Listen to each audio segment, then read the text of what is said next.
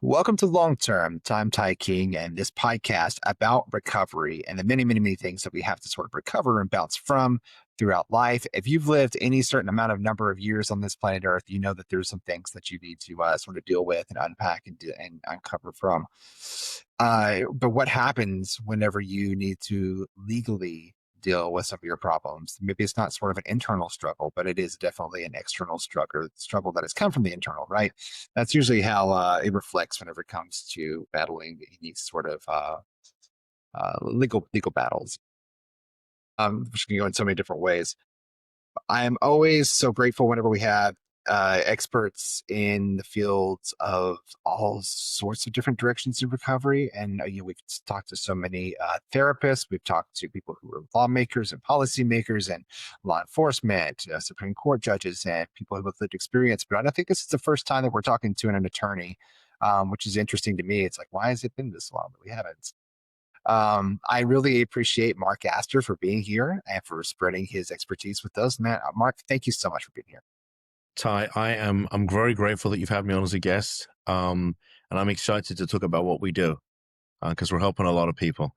So hopefully we help some more people tonight. Yeah, that's always what we like to hear. So, Mark, you're with Astor and Simovich Law, right? Yep. So it's Astor Simovich Law. I'm the Astor. My wife is the Simovich Yeah, but part also an Astor. Yeah, she's also an Astor too. But we haven't legally changed her name, so she's been using her last name for Yeah, so long. It's interesting when we just recently bumped into a judge at a social event. She had no idea we were married, and she was, wow, okay, that's interesting. I think if I was to change the name, that would kind of give the goof away, right? So we're going to keep it that way, I think, for right now.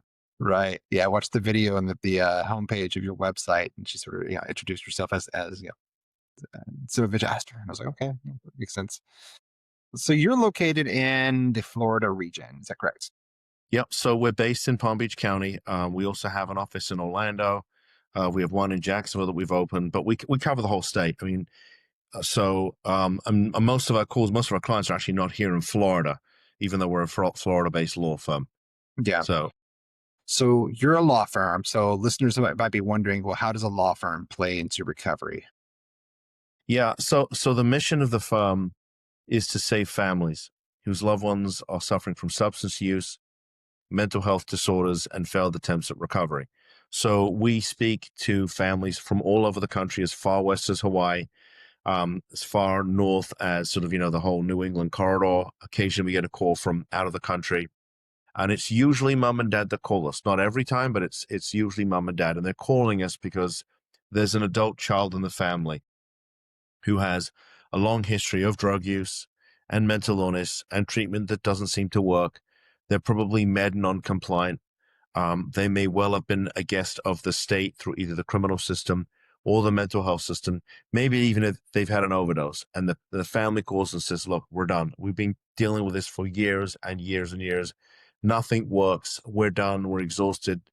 And this is destroying our family. And we hear that you might be able to help. And the answer to that is yes, we can help. But recovery is a journey. It's not necessarily a destination. And recovery not only takes time to actually happen, but it takes time for the person to heal so they can maintain recovery forever. And it also takes time for the family to heal too, because that's the focus, right? Is saving the family. So Ty, there's really three components to what we do. Obviously, being a law firm, the first of those is going to be legal, right? We're selling legal services. And we basically operate under three statutes here in Florida that allow us to give a family varying degrees of control over what is typically an out of control situation. So yeah, we're filing a case or cases depending on on what we're dealing with. We're filing cases in court and getting an order from a judge, and sometimes it's multiple orders from a judge, giving the family varying degrees of control. For instance, do they just want to send their loved one to treatment? Or do they want to send them to treatment and get access to their medical records and control their finances and restrict, who they spend time with and where they live, take away their driver's license, apply for benefits on their behalf, restrict their ability to travel? So it really depends on what the family wants in terms of control. It also depends on, how challenging the case may be. These days, we're dealing with people who are very seriously ill with some type of mental health disorder. So obviously the legal component is what gets the family control. Well, that's great. But if we're going to put somebody into treatment, where do we put them? So a lot of the time, families will come to us. They've either been referred by an interventionist or a clinician, or maybe even a treatment center. So the clinical component is ready to go. It just needs us to get them authority to place their loved one there. But that's not always the case. And if it's not, then I have two clinicians who are part of our team that the family can retain to help them find a clinically appropriate program, because getting somebody into treatment for long enough is critical, but getting them into a clinically appropriate facility for long enough is paramount for the recovery process. And the third component is what I call law enforcement. So I have a retired cop on staff with a team of investigators, because we get lots of calls of people that are missing. They're on the streets. They walk out of treatment. And rather than waiting for the police to go find them, we'll normally do it ourselves. It's just a lot quicker. And it's not because law enforcement doesn't care. It's just they don't always have the resources to do what I need to do. And I need it done quickly, because if somebody walks out of treatment, they are potentially a danger to themselves. And I can't wait for days and days and days to somebody go find them. So I'm going to send my guys out to do it as quickly as we can. And if I can get a judge to give us some type of order to pick the person up, then yeah, we're going to involve law enforcement. And we have found over almost 10 years now that those three things, when they're done together, really get great results. But, it's not always smooth sailing. Recovery can make, when somebody's going through this process, these cases are unpredictable. And that's what I tell families. The one thing that's predictable is these can be unpredictable. So expect the unexpected. Absolutely. I mean, you put these guys in a situation where desperation can take hold, especially when you separate them from substances that they're usually using, which they usually use to escape something, and then you're having to face your inner demons or Yeah. whatever it is. And Yeah. I mean, you'll do typically anything to get away from that situation. there's some type of trauma that's unfortunately, um, you know, occurred in someone's life, and it may be one event or multiple events. And so we're dealing with somebody who's in crisis, who's in Yeah. crisis. That's incredible. So yeah, I never would have imagined that third part that you mentioned, where it's like you actually are able to go and find them if they do, run out from a treatment facility. Yeah. But the loved one, definitely wants them, you know, I don't know why that's, something I never really thought of, but like the loved one definitely wants them to be safe and secure, when that means catching them and not letting them, victimize themselves. Yeah. So I don't know if you can see over my shoulder there. I'll move over a little. See the badge on the wall? I was prosecutor for many years, which is really where I first sort of encountered, the behavioral health issues. But one of the things that we had when I was prosecutor is we had our own internal police force. So I didn't have to rely on the cops to go do it. Our guys, our team, our internal investigations could do everything the police could do. And it was very nice to have that. And I said to myself, when I opened up the law firm, if I ever have the opportunity, I'm going to build my own little police force within the firm, because that's going to enable me to get things done much quicker. Right. I mean, I'm not sending him out to arrest anybody. If I get a judge to give me a court order, right, and I need to go find somebody, it really speeds up the process dramatically, right, which can be a life-saving, resource for us. No, absolutely. Yeah, for sure. Um, So, what are the typical, I guess, the most typical types of cases that you get when people are coming to you, whether it is family members or an individual talking about themselves? What is the typical case that you receive? Yeah. So, I started the practice in February of 2016. And at the time, I had no money. I was broke. I actually started the practice out of the library here in Boca, right? We have a very nice library here with free Wi-Fi and pretty cheap coffee. And I got really, really cheap business cards made of Vistaprint. And it took me quite a while for anybody to know who I was. But when those cases started to come in, they were really primarily focused on alcohol and recreational drug use. Then two things really shifted the kinds of cases that we get. One was COVID. People that started to relapse, people that hadn't had problems started having problems, caused tremendous, anxiety and loneliness and depression with people. So that was a big factor. The second factor was the legalization of marijuana here in Florida. Now, it's only supposed to be available for medicinal purposes, but that's kind of a running joke at these days, because it's very easy to get the card. And if you can't get the card, I mean, it's easy to buy it on the street. So it's a joke. But once they legalized it here and made it very accessible, that also changed the cases. So we went from these primary alcohol and drug, recreational drug cases to really primary mental illness. And with what the legalized marijuana did was that if you had any underlying mental health issues, right, this just exacerbated it tremendously. It was like pouring gasoline on a fire. And now we have issues with kratom, which is another hallucinogenic that you can buy at a gas station, right? So there's all kinds of things that have really fueled the fire. So most of our cases today are very challenging mental illness cases, severe anxiety, severe depression, all kinds of schizoaffective disorders, multiple personality disorders, very challenging eating disorder cases. And so it's not that we don't see those recreational drug cases. I mean, we still get cases where somebody may be an alcoholic, drinking way too much, and has done for the last 15 years, but that's not the bulk of our cases anymore, which is why having the resources that we have and understanding how the three statutes that we work under, plus 20 plus years in the criminal system as both a prosecutor and a defense lawyer, how all of those things work together, right, is key and critical, I think, to getting great success. So these cases are very difficult, and it takes time for someone, especially with a severe mental illness, to really experience recovery, because now we've got to worry about getting them medicated and getting the meds right and making sure the meds continue to continue to be right. And we've also got to worry, always worry sort of in the background, is the state going to step in? And they will do if we don't get a handle on the situation. So these are the kinds of cases that we see now, Ty. That's incredible. You mentioned kratom, and I know we originally connected because we were talking about alternatives to alcohol. Um, there are some things that I have been made aware of in this alternative to alcohol lifestyle that people are trying to pick up, where because alcohol is such a social drink, and they sort of miss that, and they're trying to quit, you know, quit drinking uh, alcoholic beverages, but they still want that social aspect. And there's things that have been popping up around, Dallas, and there's some even here in Little Rock where I am called kava bars. Have you heard Yeah, of those or been I made have. aware? And they usually come, hand in hand with you go in for kava, and then they also try to sell you kratom to go along with it. Yeah, I mean, it's a serious problem. I mean, and I don't think it's first of all, I don't think the problem's going away anytime soon. I also think that, you know, I mean, take it, if you ignore all of the noise that's going on in our political arenas, I think the major crisis that we're going to be facing as a country is mental health.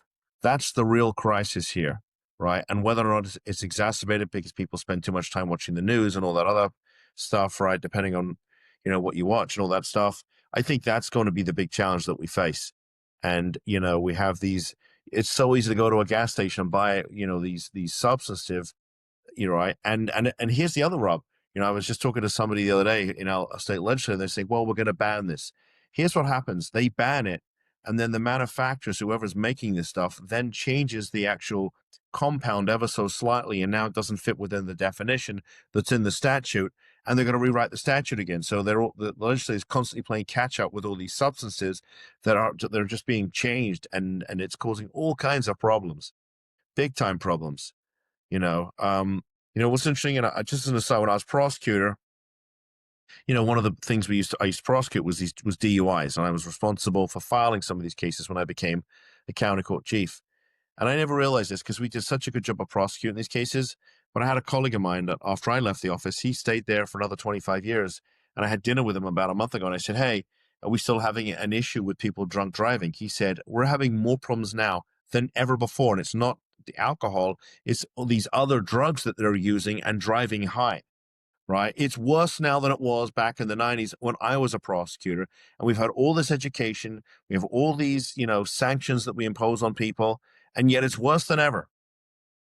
It's worse than ever. Yeah, I totally believe that. And fresh out of high school, used marijuana a little bit, but was never exposed to a lot of the other things that have come along since then. There's FDA unregulated, and I've heard some bad experiences. So I don't really have a touchstone of what that's like whenever somebody does start taking, these synthetic substances that you can just buy off a gas station counter.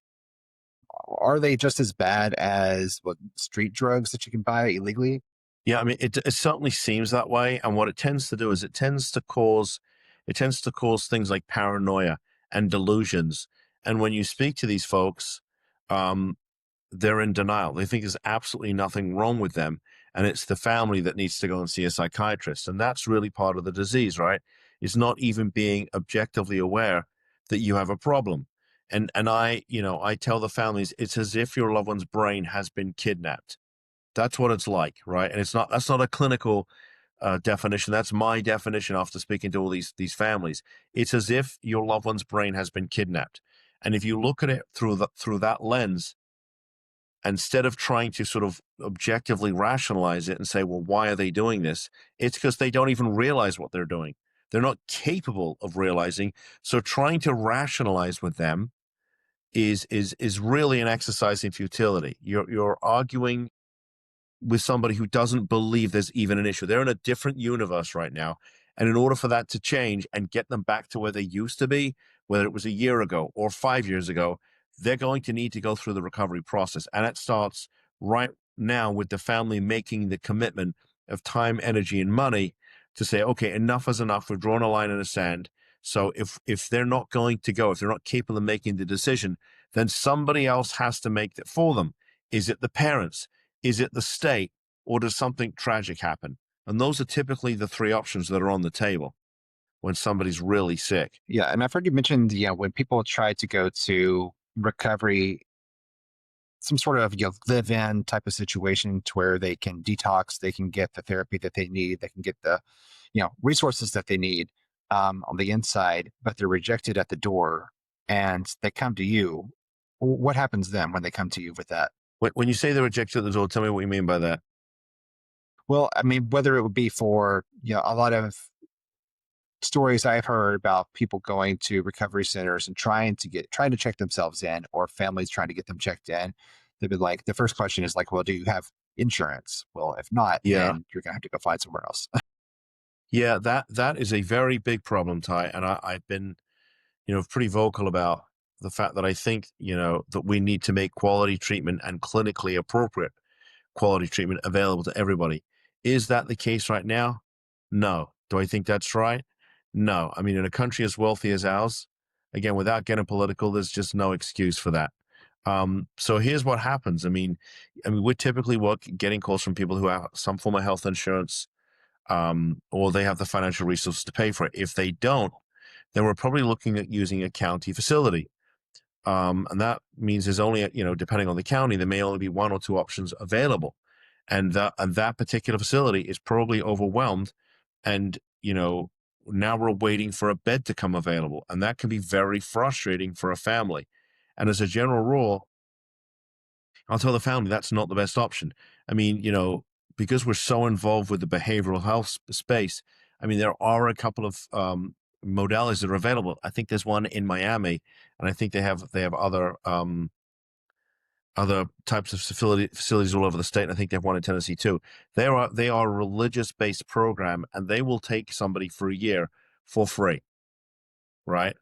For free. So I always say to a family, look, I'll do whatever I can to get to I'll happily share my resources with you for free. I mean, if you call our intake and speak to somebody in my intake department, and you say, listen, I just need a phone number or a treatment center. I heard Mark was on a podcast, and there's this place in Miami, they'll do it for free. I'll give it to you. I'll happily connect you with those people. You don't have to pay me for it. I mean, that's why we do all this, that's why we spend so much time in the behavioral health space, to make sure people have access to the information they need. I mean, I have 600 videos out on YouTube. I do them all for free so people get the information they need and don't have to pay for it. And I base them, they're all based on real cases, not something you read on Google, not something you read but on somebody else's website that has no idea what they're talking about. Real information so families can get the information they need for free. Yeah, that's great. I mean, it seems like a real asset to the recovery community, which is so different than what you normally hear from about attorneys. You always want a good attorney on your side, but it seems like you really have a heart for it and Well, making wanting I people to actually change. I do. I mean, look, I have to put food on the table too for my family. I also have to put food on the table for 12 other people who are my employees. So I'd love to tell you I'm independently wealthy and I could do this stuff for free. Fortunately, I'm not able to, but that doesn't mean say that I won't help somebody and give them as much access to all the information I have, without charging them. We charge for legal services. I don't charge to give you the name of a treatment center or a great interventionist or a clinician. I'm not going to charge you for my videos or my book. You can have all that stuff for free. So, and we also, one of the benefits of doing this work for almost 10 years now, Ty, is we actually have been giving back in the community. And what I mean by that is there's a number of charities that we've got involved in where we're actually giving money back. We're sponsoring events. There might be a 501c that raises money to send people's kids to treatment that don't have money. We're giving money back. We're sponsoring events. And that's been one of the benefits of helping a lot of people. We now get to give back because the community gave a lot to us. We get to give it back now. That's incredible. So you serve, different areas within Florida. You've got Jacksonville, Miami, Orlando, St. Petersburg, Tampa. But you've got family members or people calling you from all over the country. And so are they typically family members that are trying to help their loved one that's in Florida already, or are they people that are reaching out to you saying, "Hey, I would love to go to Florida and get into one of these recovery centers"? Yeah, that's a great question. Because we are in Florida, we're filing a case in Florida. We typically need their loved one here. So either their loved one is here, Mhm. they're coming here, or I got to figure out how to get them here. And there's a number of ways to get people here. A lot of the time, there's already a court order in place in that jurisdiction. For instance, we had a case that actually came in from Hawaii. Mom called me from Hawaii. She was able to get herself a guardianship in Hawaii. The problem was there's no treatment there, or at least one that was clinically appropriate. So I had one of our clinicians who was also a world-class interventionist. He went out to Hawaii and transported the patient back. And then when we got him back, we were able to do what's known as domesticate. And what we did was we were able to get a Florida court to issue an order recognizing the Hawaii guardianship so that if there was an issue while this individual was in treatment here in Florida, we don't have to run all the way back to Hawaii. We can run back to court in Florida where we're practicing. So that gives us that ability. So we may be, just domesticating a foreign judgment. Maybe we're going to have a lawyer in, say, New Jersey or Arkansas. And I had a kid actually come in from Arkansas, by the way. I kept him in treatment for 2 years. Um, Maybe we're having somebody come in and they're going to use the guardianship lawyer in Arkansas, and then we domesticate. Or maybe we give somebody a vacation here in Florida. They come in under a bit of a ruse. And I'll tell you, I don't mind admitting, I'm happy to trick somebody to come down here because we're talking about saving their life. Yeah, we're Right. talking about Yeah. saving their life. So yeah, if I have to give them a little story and the family pays for a vacation for them to come down here in Florida, I'm going to do it. And, some people may have an issue with that. I don't, because I'd rather they were in treatment here in Florida than dead in Arkansas or dead in New Yeah. Jersey. Right. I'm here to save this family. And that means I got to I start that process by saving their loved one. That's how you save the family. Because if their loved one dies, Absolutely.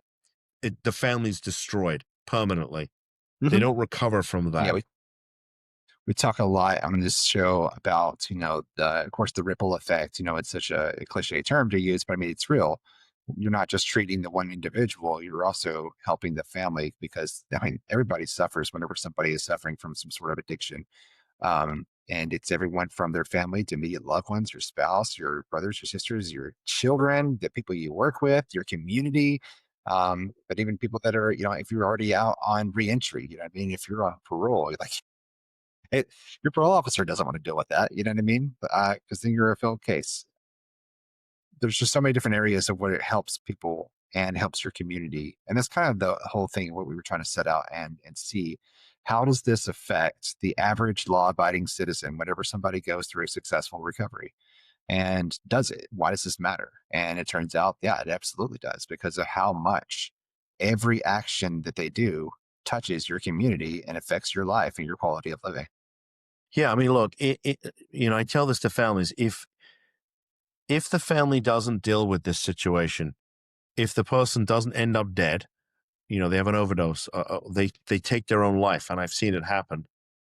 Then at some point, the state's going to step in and do this for you. They're either going to step in through the criminal justice system because people get arrested, or they're going to step in through the mental health system. And what I mean by that is the state will involuntarily commit somebody, right? Initially for just a brief period of time, but then they're going to go to court. They're going to get a court order, probably without the family even knowing about it, and send them to a state hospital. And I'm going to tell you, I've had calls from the state hospital. And I mean, talk about one flew over the cuckoo's nest. I mean, we're talking about complete. These are insane asylums. Nobody comes out of there any better. They come out worse. The state, at least in Florida, does an absolutely horrendous job of taking care of people, at least in the mental health system, and the criminal system's not much better. Um, and so, I mean, and I say families, listen, you got a choice. You could do nothing, but it's a disease. It's going to get worse. So if you want this to end, the process of recovery starts right now with the commitment to end it. But it's going to take time. And if you don't want to do it, that's fine. I'm not here to tell you what to do. I'm here to give you some options. And one of the options is to let the state do it. But I promise you, you won't like the result of that, because it's basically going to mean that your loved one's rights to make decisions for themselves regarding their medical and mental health care are terminated, and so is the families. You're basically, the state is going to step in and take care of this person. And I use the word take care very loosely because they don't really do a good job of taking care of people. And I will tell you, as I file about at least about 150 cases every year all over the state of Florida to get people out of Florida's draconian and broken mental health system. I've normally got 2 or 3 cases pending somewhere in the state of Florida at any one time. And it happened to my family too. So I know what it feels like when that happens. You don't want to let the state take care of your loved one. Yeah, absolutely. Yeah, it's better if you have some sort of specialized care that's going after, with the heart. I mean, you've got to have that sort of passion for the people that you're serving. It's not just a number you're collecting. Um, well, Marco, thank you so much for being on here and You're for welcome. being such a hero and champion of the families of people that are, suffering through some sort of addiction. I always ask guests, at the end of the show, given all your personal, because I know you've got a long history in your career, and you set out to build this law enforcement sort of section of your law firm as well. There's so many different directions, but like both your career experience and your personal experience, what do you think is a long-term solution for people who are going through some sort of addiction and needing recovery? Yeah, look, this is not like we cure it, right? This is never going to go away. Right. I think the big thing is first of all, treatment has to be made access. Everybody should have access to quality treatment. But I think there are things that we could start to do much earlier in the process, right? I mean, by the time they get to us, this has been going on for a long, long time. I mean, 5 years, 10 years, 15 years, sometimes even longer. When somebody's that far down the proverbial rabbit hole, it's very difficult and time consuming and exhausting to get them back out. And they're still probably savable, but it takes time. Um, so I think that the earlier that a family decides, okay, we're not playing games here. This person has a problem. We love them. We want to help them. The easier it is for the recovery journey to take place. I mean, it's much easier, clinically to get somebody in recovery who is, say, 25 and has maybe been smoking too much marijuana since they were 15 than somebody who's 60 and who has been drinking way too much since they were, a sophomore in college. It just is, right? They've been sicker for more time. So the sooner you get somebody into treatment, the easier it is. The other thing is obviously the family has to understand that this is a disease and they don't have control over it. And I'm not saying that people don't go to treatment voluntarily, because they do, but asking somebody to make the decision to save themselves, I think, is a big ask. They're just not capable of doing it. Their brain's been kidnapped. And so it's up to the family to do it. And we're here to help. It's great. Yeah. Yeah. Fantastic. Yeah, Mark, thank you so much. If people wanted to follow you or find out more about your law firm, where would they go for that?